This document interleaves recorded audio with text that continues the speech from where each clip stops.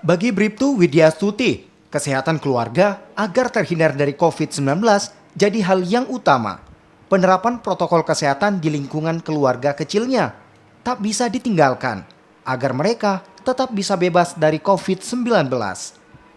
Gerakan 4M terus digaungkan agar keluarga tercintanya bisa tetap aman, apalagi dirinya yang bertugas sebagai APBI masyarakat membuatnya kerap berjumpa dengan siapa saja.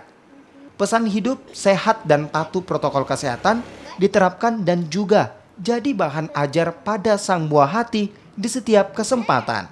Tidak lupa menerapkan 4M. Nah, di mana 4M itu terdiri dari menggunakan masker, jangan lupa menggunakan masker, menjaga jarak, mencuci tangan, dan menghindari kerumunan.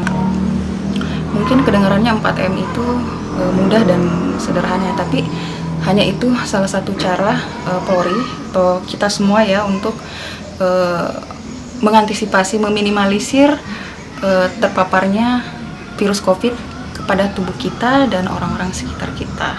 Bribtu Widyastuti tetap yakin protokol kesehatan adalah jalan terbaik untuk mencegah COVID-19 saat ini. Dengan penerapan itu, dirinya juga bisa menjaga lingkungan dari virus corona. Tim Liputan, Kompas TV.